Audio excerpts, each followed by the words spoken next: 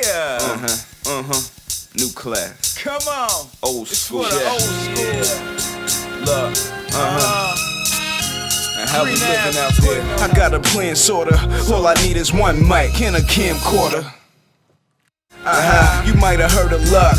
If you never did, you should turn this up. Let go. And take a good listen to the street knowledge that the hood missing. I got a plan, sorta.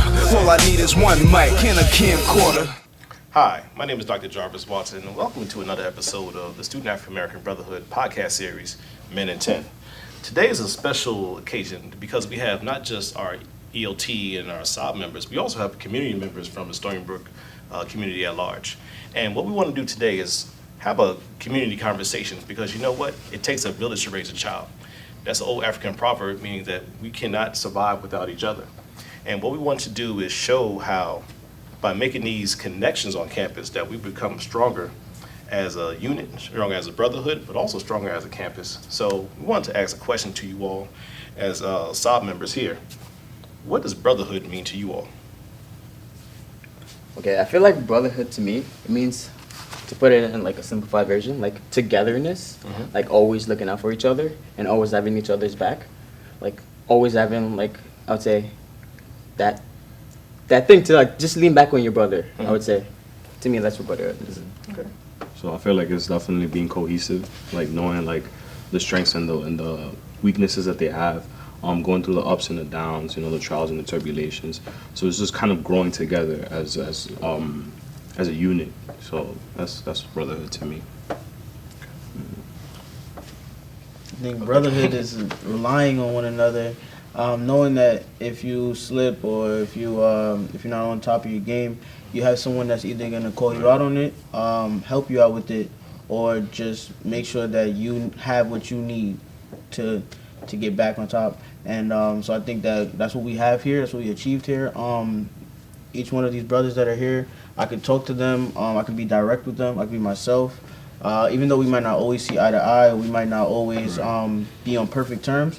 I know that we can always be honest, and we also don't have to worry about hurting feelings or trying to be as kind, because sometimes you need to be direct when you're talking to your brothers. And so I think with brotherhood comes that fresh honesty, but that reliability in one another. Definitely, because I can definitely know when the atmosphere changes with you all, because your eyes start to change, but the tone starts to change a little bit. But you know, at the end of the day, you all are still brothers, which I admire about you all.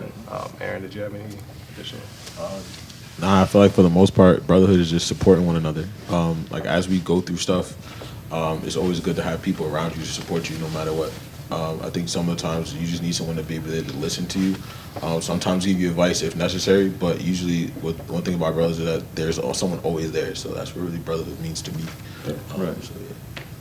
Yeah, and also I feel like the big thing with brotherhood for me personally is that even though we may not all be going to the same field professionally or have the same kind of idea of where we want to go in life, we still have that support of knowing that even though we going to do different things, I can still rely on you for support, and I can still rely on you for some kind of advice in some kind of way to get me to where I want to be, and I can help you as well.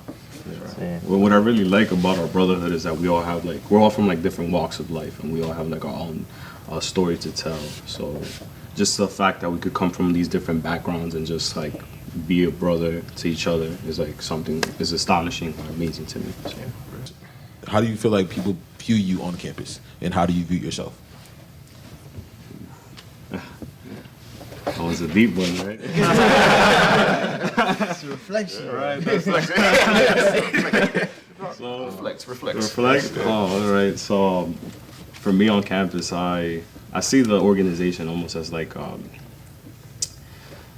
genuine kind of brotherhood, although that might be a little general and vague. But honestly, we're here to be open to each other and help our brothers and our sisters through their own journey, because college, just life in general, is not really it's not easy. It's hard. We all have our personal conflicts, sometimes internal, external. So for us, a big part of that is just being very generous and just benevolent and helping each other out. So I'm going to open it up to the audience. actually the community, excuse me. How do you view, a question for you guys, how do you guys view SAAB on campus? What role do we play in helping push forward the community on campus? Yeah, get to my microphone. Oh. Oh, okay. I see as a sister, I see SAAB as being very progressive on campus, definitely always an organization that is willing to help, that is always unified. You are always a unified front whenever you are going out somewhere, holding an event and things like that. And always, excuse me, always holding an event on topics that are important to the community and raising awareness on things that people might not be as aware about. So really bringing people together from all different parts of the community and making sure that people are more informed and can then make changes in their life based on that. So definitely SAAB has been a very positive influence on this campus. Excellent, thank you. Yeah, if I can add to that, it's also viewed as, from my perspective, as a very well-respected organization at the university. And not just that, the fact that the way that the brothers carry themselves and emphasize the unity, but also the causes that you support and you depend upon the community to support you. So I think the fact that it's very well respected and it makes me feel good as a member of the faculty to watch you brothers go on and do your thing. Thank you. Right, thank you. Does anyone else have anything to say? I think another piece of SAAB that is really wonderful is you're very proactive. In the advising area, you're coming to our office, you're working with our advisors, and you're doing that before it's a crisis. Crises are okay too. We're there for you and want to be helpful, but you have a lot of planning, a lot of thinking, a lot of challenging that you're doing way ahead of the game. We get to partner with you in that, and I think and hope that that makes for an extra special educational experience for you. So thank you for partnering with us. One thing that I really like about SAAB is that just the energy that you guys give off around campus. Just it's not just like, oh, this is our organization that's very exclusive to other people. It's very inviting, so that other people who that really don't know where they want to be on campus or have a place of belonging. SAAB is just it gives us energy where it's it's very welcoming to people from the outside to see what you guys are about. See if this is a place for someone that doesn't know where they want to be. What I wanted to ask you all as well, being a part of a brotherhood, how has it shaped your ability to find your purpose on campus, or has it shaped your ability to connect with other people on campus? You can take that in the first part or the second part. I think I'm more comfortable going out and speaking to faculty and administration. And I guess honestly, that was something that I struggled with before I became a part of the organization. I talk about a lot. I felt like I could do everything myself, and I put a lot of that pressure on myself to try to figure everything out without having to ask for help, because that's a hurdle and that's an obstacle that you have to overcome as a student, and then moreover as an African American or Latino male. So I think being part of the organization and seeing people who are willing to help you out and are invested in your personal growth and the success that you have at this university and beyond is very comforting and welcoming to have. And then with that regard, my ability to connect and speak with these people has allowed me to be a connector with other brothers and my colleagues on campus and telling them about these resources and how powerful and impactful they are. And I think that's the greatest aspect of the brotherhood, is being able to disseminate that knowledge and inform other people so that they all have access to the same opportunities and advantages that they have, and just make the most out of this university experience. I'll add on. As me being kind of unique here, because I'm an alum of SAAB and now I'm working behind the scenes as an advisor, I remember when I did first join SAAB, I just joined it just for the heck of it, because somebody told me, hey, join SAAB, and I was like, okay, no problem, I joined SAAB. But I didn't know the power behind SAAB and how much we could do on campus. I didn't recognize that power until I got into ELT, and I saw that the changes that we could do on campus, you know, and have a different voice and have a different narrative on certain things. For example, I know 4 years ago actually, we did an event called Why We Hate Black Men, Why We Should Love Them. You know, title's controversial, but we read a book and we felt like we need to talk about black relationships and black love within our community, because you know it hasn't been really talked about, especially with students, especially in college, where you know students are trying to figure out what it is to be in a relationship or not, you know. So we talked about that, and that drove out a lot of people. And I saw that, and I said, you know what, this is SAAB's purpose, to talk about the things that haven't been talked about, especially with Black and Latino students. And it's very important, so that when I leave college, not only I'm leaving with a degree, but I'm leaving with a purpose of being social, educational, everything in that one aspect. SAAB brought that, and I'm still here. So for me, I think, for me personally, I think like it's kind of shifted my purpose. So I definitely want to go into the world and like be more kind of helpful and more just help other people, you know, be your brother's keeper. It's also taught me, you know, how to foster like relationships with brotherhoods, and just being a more open person, more vulnerable and inviting. So yeah. They say within your vulnerability is where you find your strength. And I think you all being on this podcast has really showed how strong you are to talk about things that might be uncomfortable, kind of connected to what you're saying, Randy. I also wanted to know, I guess from the administrative side and from the staff side, what is it that you've seen has been successful? Because what I also did some research on was the graduation rates of African American men here on this campus is actually higher than the national average. So what do you think contributes to the success of brothers like the ones we have here, and things that you've done that you've seen that has been successful working with this organization?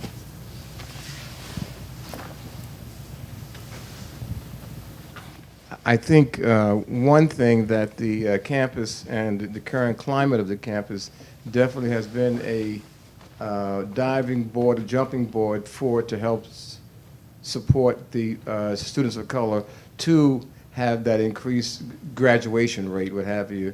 And I think it's been a mission of the university's president as well as faculty and staff. So I think all that rolled in one, there is a concerted effort to make sure that that happens.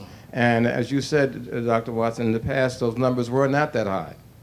And so as a faculty member, I'm very proud to see that we've gotten to a point that that number has, I think, 15% or more higher than the average as far as the graduating aspect of African American males. Yes. So I think the fact that the support and the recent initiation of the university's diversity plan has played a major effort in giving a platform for that. Oh, I'm sorry, I think it goes back to something you said earlier, which is part of the definition of the brotherhood, of helping each other, of connecting together. And by doing that, you are actually reinforcing important puzzle pieces and bringing yourselves, and I use both the singular and the plural of that, forward into the academic realm and resources and administrators and faculty, because as a group, as a team, as an energetic and future-seeking group, you see the value of working as a collaborative. And I think it has to do with those continuing partnerships and those continuing opportunities to work together so that all of us, and by that I'm using the faculty, administrator, staff, and so forth, can be teaming up with you, not telling you, but working with you, and that means you also working with us and guiding us in the ways that we can help you grow and develop and reach your goals. So very impressive, I think, collaborative effort. Yeah, I just want to say, I think our purpose, when we talk about, you guys talked about graduation rates before, one of our goals as an organization is to get our brothers out of here 4 years or less. And I think that's something that we push each other to do every single day. You know, sometimes we get lax. It happens just because we go through so much periodically, you know, being on, you know, different executive boards, you know, having tough majors. But we tell each other, we remind ourselves each day that, you know, our goal at the end of the day is to graduate. Our goal is to get out of here in 4 years or less. Sometimes it might take more, but our goal is to make sure that we get out of here. So I think our purpose is really to support each other and making sure that we accomplish our goals. Because sometimes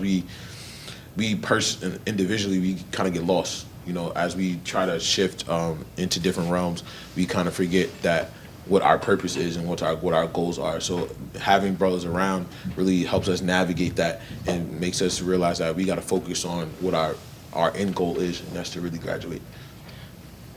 Actually, I want to touch on that. Like, what are some of the challenges that you all face as African American, Black, Latino males here on this campus that SAAB has helped to kind of remedy or support or help you work through? I can speak to that. So for sure, like just the previous point that you made about collaboration with faculty, administration, as well as with brothers and each other. I have to say that SAAB has done one thing. SAAB has done many things for me. Student African American Brotherhood has done many things for me. But one of the main things, the most important things, is that it's eliminated that fear or that thought that I can't step into an office or department on campus. And I think that that's a fear that many students like myself, men of color, have, just whether it's been drilled into them from things that they've seen or the latent thoughts that they may have about the people who work in these offices. But a lot of times we have this perception that administrators don't want to hear from us, or they don't want to speak to us. Professors don't want to talk to us. What are office hours? Nobody does that. But I think that joining SAAB, just working with you, Dr. Watson, you're a dean, multicultural affairs, and a lot of students ask me, like, how do you know him?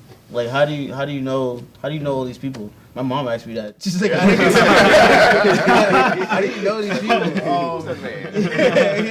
And so I gotta say, like, the aspect of networking, but also the way that we encourage, or you encourage us, Deron encourages us to advocate for ourselves, to go and speak for ourselves, to go to our offices and ask the questions, as well as the partnerships we have with the academic advising office, the plan that we have, the personal development plan, the PDP that we all fill out. That puts you on the path where you're now understanding, one, I'm an adult. So first thing about college, you gotta stop being a kid and be an adult. And part of being an adult is stepping up and knowing what you need to do. And so when we plan it, and then the second step is getting over that fear that the people we're talking to don't want to hear from us. Because whether or not they want to hear from us, and they do hear, but whether or not they did, the point is we need to go speak to them, because we need the information that they have. The information that we don't have, we need to go seek that. And so something that SAAB has always preached is going to seek that information from the offices.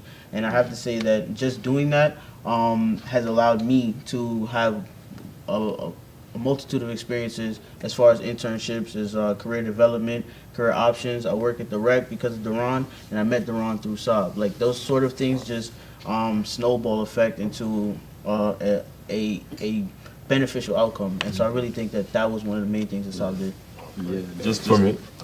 For me, one of the main things that SAAB did was bring me a part of a community. I'm a commuter student, and I grew up in a predominantly white neighborhood. So coming to campus, you know, I didn't know many people of color like me, and I was, like, as a commuter, I was seriously just put on campus, like, go to class. I knew no faculty, I knew no offices, everywhere felt foreign to me. Even to this day, I'm still learning, like, new parts of campus. So I had no community at all, nothing, zip. I'd go to class, sometimes sleep somewhere on campus, go home. But then ever since I joined SAAB, Student African American Brotherhood, I started meeting people, I started meeting faculty, I started, like, learning more about the campus, and, like, also feeling welcome to, like, come into, like, you know, your office and other offices, and just really, like, branching out. You know, now I'm on campus, I feel like I know everyone, I feel like I know so many people, and I do feel like I'm a part of a community that's just bigger than just my own little bubble. So that's kind of what it's done for me. So, like, now, whenever I meet new people, especially if they're a commuter or, like, a black commuter, now I can be that, like, a entryway into a community for them. And that's what SAAB has done for me. So I know that we probably coming to the close of this series right now, but please let's hear from some other people. You've all inspired me to ask another question, so I know I'm talking a lot, so I apologize. I apologize. I'm wondering what it's been like for you to learn in this type of environment. And when I say this type of environment, it can be anywhere from within SAAB to within doing the podcast to within utilizing the Brotherhood, or however you want to translate into learning through your experience in this type of environment. I'll say it. And this is a word that Dr. Watson always says every time. Legacy. God leave a legacy here on campus. My journey with SAAB, as coming from as a chapter member all the way up to president, it was something that everybody and myself had. It was like, what kind of impact can we leave here on campus? What can we teach? What can we tell? What can we show other students, other faculty and staff members, other administrators? So like this is what we're going through as Black and Latino males, and how can we change that narrative? How can we be the future for America? Because if you look at America right now, especially in college in the 21st century, is not showing the face of America. It's still a white cis generation of you see everywhere in higher education, and in 20, 30 years, that the whole population is going to change because there's going to be more of a minority population in America. Mm-hmm. So how can we show administrators like this is stories, these are the issues that are going through, how can we talk about it and go through, and that's what SAAB is doing in that aspect, to show our issues, and it's turning to positive, and let's continue to grow so that way when the next generation come and 2 generations come, they don't have to go through the same issues. They'll start looking forward to how can we improve, how can keep this going. All right. So thank you. I wanted to say from an administrator and staff perspective that I would have never heard about SAAB except for Dr. Watson. And actually a colleague who is an advisor for the Student African American Sisterhood. So I think it's really important to have the advisors and Dr. Watson and anyone associated with the organization to be talking about it among faculty, staff, and administrators, and just to open our eyes to it and make us aware of it. And so I really appreciate that, and coming to us now through this podcast and making an impact on teaching and learning at Stony Brook and setting an example as a model for other courses, other students, and for some of the really innovative things that you can do to bring to teaching and learning, and demonstrating the impact that you can make through this type of programming. So thank you. So I think we have about maybe a minute left, and I know one thing we do with SAAB is we have one-word reflections. All right, and I know that word reflection is always ringing in the ears of all of you all, but if some of you all could just shout out what this experience has meant for you, even for those who just came here today, what has this SAAB podcast experience meant for you in one word or a phrase? Self-discovery. Access. Okay. Legacy. Movement. Powerful. Powerful. All right. Cohesiveness. Enlightening. Eye-opening. All right. Say it again. Eye-opening. I would have to say groundbreaking. Groundbreaking. Education. Brotherhood. I mean, we've grown together. Okay, so if I could use a word, I would say family. And thank you for joining our family here today. Like I said, this is the last episode for the semester, but not the last episode for the year. Thank you for the Africana Studies for allowing us to be a class. Thank you for Dr. Patricia Seves for allowing us to make this class possible through TLT. And thank you, Deanie Zimmerman, for all your work, your creativity, and your support. Thank you, community members that have come out. And most importantly, thank you, SAAB advisors like Duran and Sheldon. But, Jarvis. thank you, Cheryl Chambers. But also, I just want to say, you men have changed my life each and every day. And for you, those of you who are graduating, I'm proud of all of you all, and hopefully you all find jobs and places to be. But thank you once again for joining us and being a part of our family. We want to say, remember to always connect, each one teach one, and always do it with love. Thank you. Thank you. You won an award. All I need is one mic and a camcorder.